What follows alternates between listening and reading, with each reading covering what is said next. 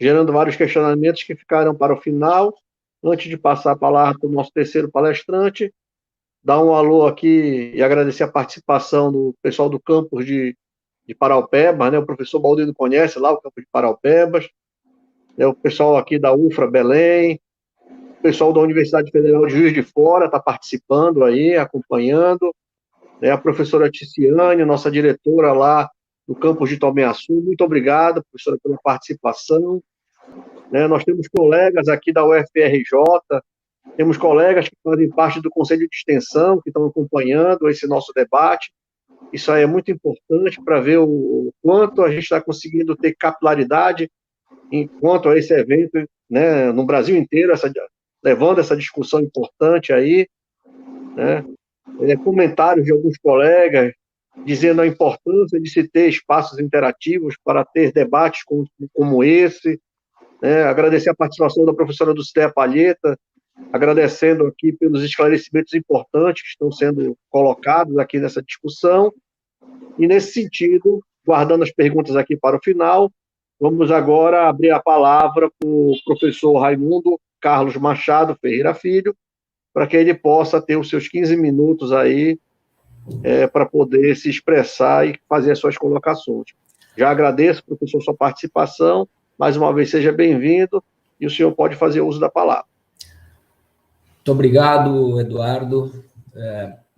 Então, eu vou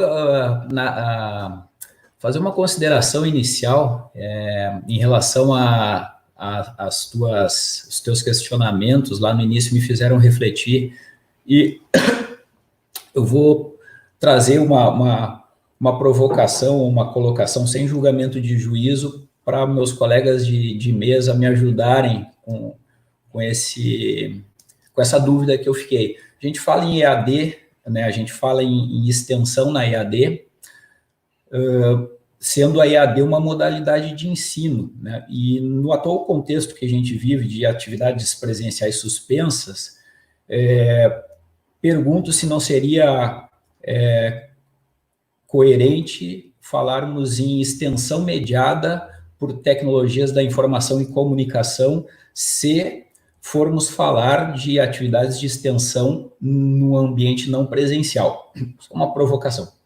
Bom, eu vou seguir uma linha de raciocínio. Antes disso, eu vou contextualizar de onde eu venho no início da minha apresentação e vou chegar em um assunto que eu acho que é base se, de fato, a gente estiver falando em extensão em ambiente não presencial, que é o framework tecnológico necessário para que isso ocorra. Então, a minha apresentação está compartilhada, né? Então, começamos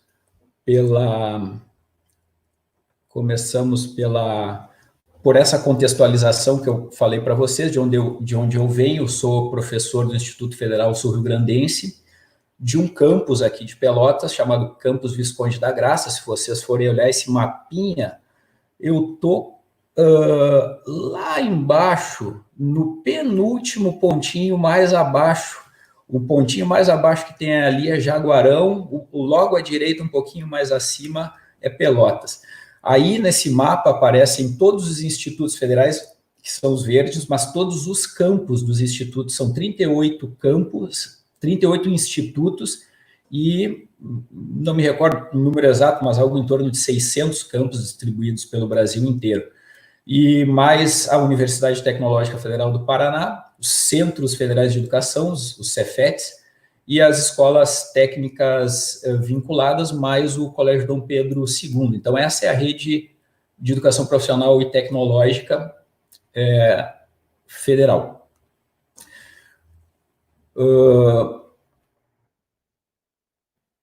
Então, na rede federal, a rede federal foi criada em 2008 pela lei 11.892, de dezembro de 2008, e no artigo 7º, seções 4 e 5, nessa lei trata das atividades de extensão na rede de educação profissional e tecnológica federal. E está dito lá que extensão é desenvolver atividades de extensão de acordo com os princípios e finalidades da educação profissional e tecnológica em articulação com o mundo do trabalho e os segmentos sociais, com ênfase na produção, desenvolvimento e difusão de conhecimentos científicos e tecnológicos, e também estimular e apoiar processos educativos que levem à geração de trabalho e renda e à emancipação do cidadão na perspectiva do desenvolvimento socioeconômico local e regional.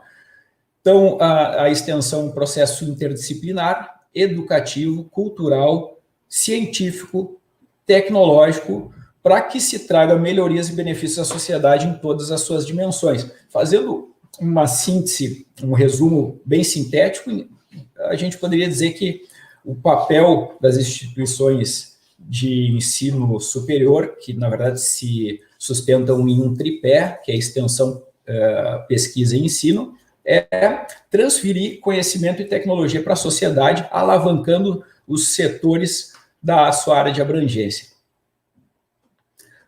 Bom, continuando essa contextualização, então, o meu campus, aqui é o meu instituto, o Instituto Federal, ele tem os campos aí dispostos nesta imagem, e aí fica mais fácil agora de identificar onde eu estou na bolinha número 1, em Pelotas, onde nós temos 2 campos do Instituto Federal, o campus Pelotas e o campus Visconde da Graça.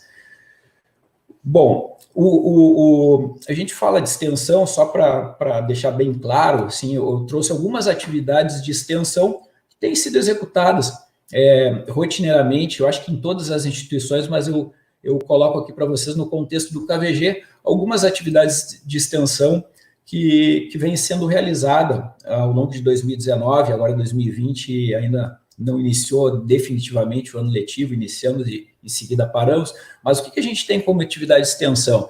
Temos clube de leitura, capacitação de alunos do ensino fundamental em compostagem, assessoria em produção para agricultura familiar, oferta de atividades em ênfase em rendimento esportivo, na área de educação física, atividades de acesso à cultura por meio de teatro, suporte afetivo e emocional a idosos, ações de sensibilização sobre a responsabilidade do descarte de lixo doméstico e eventos de toda a ordem, realização de simpósios, seminários, congressos, feiras, jornadas. E são exemplos de atividades de extensão que ocorrem ou ocorriam no contexto da presencialidade, né? Agora, não tenho uma resposta para dar, se me perguntarem sobre como se executa a extensão de acordo com os pressupostos que nós temos estabelecidos. Isso tem que mudar, né? E está mudando por uma demanda, né? Um atravessamento que ocorreu, que é o fato da suspensão das atividades presenciais em função do Covid, né? Então, cheguei no ponto em que eu tinha iniciado a conversa, eu falar um pouco sobre o framework tecnológico, e eu trago um projeto para vocês, que é o ProEdu. O ProEdu é um repositório de recursos educacionais que foi desenvolvido em parceria com a CETEC, com o IFSUL, Instituto Federal do Rio Grande do Norte, o Instituto Federal do Ceará e a RNP. Ali embaixo está o endereço do ProEdu, se alguém não conhece, quiser visitar ele, é proedu.rnp.br. Ele é um repositório. O projeto em si, ele foi um projeto de desenvolvimento e inovação. Contudo, tem um papel social, que é publicizar, né, dar compartilhamento de forma pública e gratuita a recursos educacionais que foram produzidas pela Rede de Educação Profissional e Tecnológica para estudantes, professores e gestores. No momento em que a gente começa a lançar mão destes conteúdos para fins diversos, a gente poderia ter aí um framework, uma base para pensar em atividades de extensão mediadas por tecnologias da informação e comunicação. Então, esse foi um projeto que iniciou em 2016, nós já estamos aí com 4 anos de projeto, e na fase atual do projeto, nós temos ações de extensão que estão andando juntas nas produções e nos desenvolvimentos que nós estamos executando no projeto, no repositório. Então, ao longo desses 4 anos, a gente percebeu que existe uma carência de informações sobre fluxos do processo de produção de recursos educacionais. E aí a gente, com uma experiência acumulada, estamos montando um curso de produção de recursos educacionais com acessibilidade, recursos educacionais abertos com acessibilidade para a rede EPT. A princípio, focado na rede EPT, porque é o meu locus, mas vale para, enfim, para qualquer instituição de ensino e pesquisa, e, obviamente, para extensão. E, junto com esse curso, tem uma recomendação técnica de design educacional, que é como se pensa um projeto educacional para diversos fins. Bom, lá no início a gente falou que extensão é transferência de conhecimento e tecnologia para a sociedade.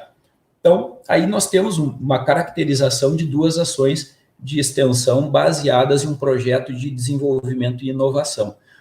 Uma coisa legal que está sendo feita nesse projeto é um sistema que automatiza a construção de um projeto educacional para professores que não têm formação em design educacional. Então, está sendo desenvolvido também uma transferência de tecnologia que vem para a comunidade de professores, que, em última instância, é quem faz os seus recursos educacionais para uso em sala de aula, a não ser que a instituição tenha uma equipe de produção de conteúdo, de tecnologias educacionais, mas, em geral, Brasil afora, e principalmente na educação básica, quem produz os seus conteúdos é o próprio professor. Sendo que, hoje, existe um outro papel que está tomando força em relação ao papel, às atividades do professor, que não é a produção de conteúdo, mas sim a curadoria de conteúdo, dadas a quantidade de conteúdo de qualidade que nós temos distribuídos na rede, na web. E aqui, só para fechar, uma experiência que ocorreu, uma demanda que ocorreu em função da paralisação das atividades presenciais. Eu tenho trabalhos realizados aqui de extensão com instituições de atendimento a crianças com deficiência em Pelotas. E, nesse caso,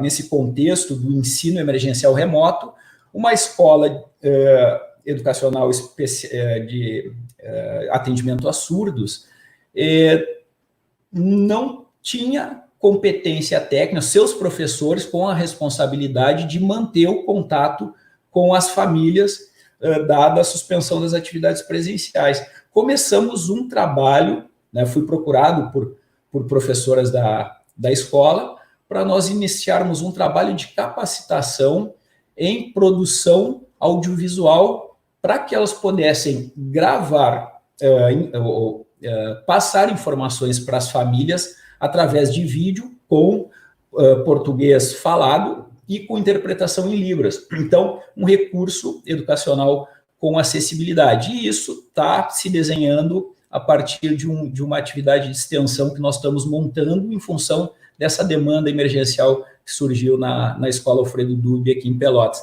E aqui algumas questões técnicas. Eu, depois de ter feito a reunião com as professoras, fui editar a conversa, que ocorreu em dois aspectos, uma mais teórica e outra mais prática, que gerou vídeos que foram para a nuvem, foram para o YouTube, e aqui legendagem desses vídeos para poder dar acesso